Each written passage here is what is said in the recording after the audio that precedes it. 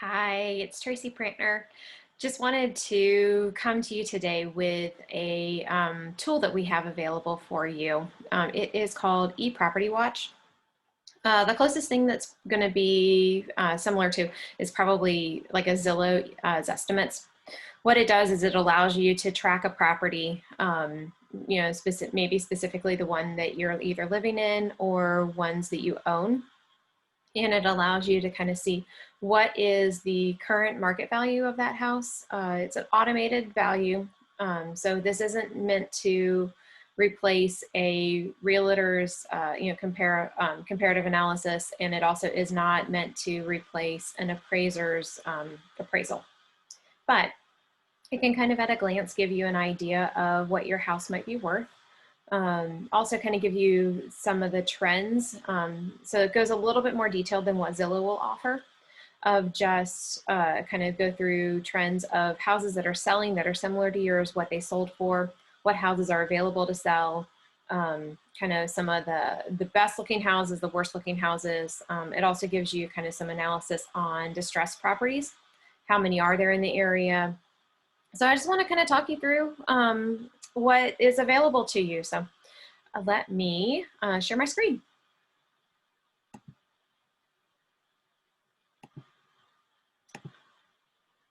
Okay, so you should now be able to see my screen.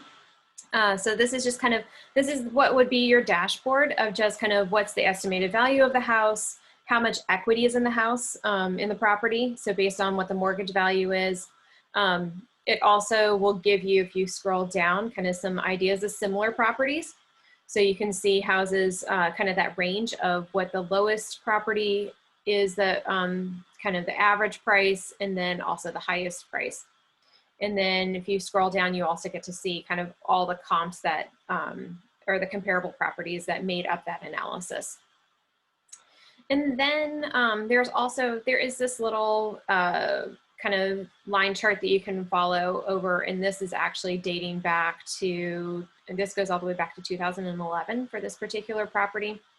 So you kind of see what the pricing trends were, how they've come up, and then you can kind of see that gap between the mortgage amount and then the value it's available.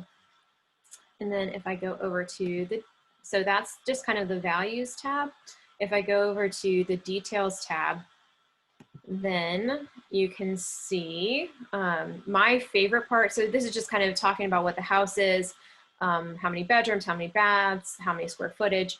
I like this one right here though, the neighborhood highlights. So you can kind of see what's the most luxurious house in the area, what's the largest house in the area, smallest house. So just kind of largest lot. So you can kind of just get some information about not really comparable properties, but properties that are in that area.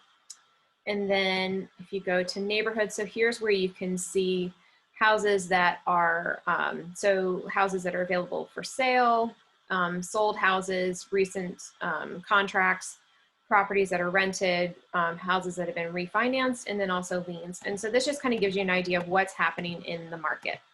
So you can check or uncheck as many properties as you want. And so you can kind of see here are the new listings, here are the sold listings. And then, so you can just kind of play around with that. And then this, I also like, so this, I really like this one here. So this allows me, so you can kind of see, holy cow, back in 2010, 2011, there were a ton of foreclosed properties, and you can kind of see how much that has just dwindled down. So, so you can kind of keep track of that, average sale price, and then also just kind of the sales volume. And again, it breaks it out for you of new construction, resale, REOs, which are real estate owned or bank owned, and then short sales. So you can kind of see back in 2010, 2011, there were definitely more short sales in REOs than are today. And now the majority of the market is making up a lot of new sales are happening in St. Cloud, and then also in a lot of resale. So just kind of some interesting, just kind of statistics. Also, you can kind of see where income is coming from for a specific zip code. And then also just kind of what the taxes. So this is just kind of some details on properties of what is kind of on specific properties that you're trying to watch. So if you are interested in kind of following your property, so a couple things to know. Ideally, this is going to be a house that you are, a property that you own, but it doesn't necessarily have to be. So you can follow properties, maybe if you're renting, if you want to know about the house that you're living in, that's an option. You can follow multiple properties, so there is no limit to that. And they don't have to be limited to Florida. So that's also, that's kind of also an option for you too. And I already mentioned that this does not replace either a realtor's comparative analysis or an appraiser's appraisal. So if you have any questions, let me know. And then I am also going to send you a link to sign up, or you can always just reach out to us and let us know. PeterP Realty at gmail.com. Have a great day.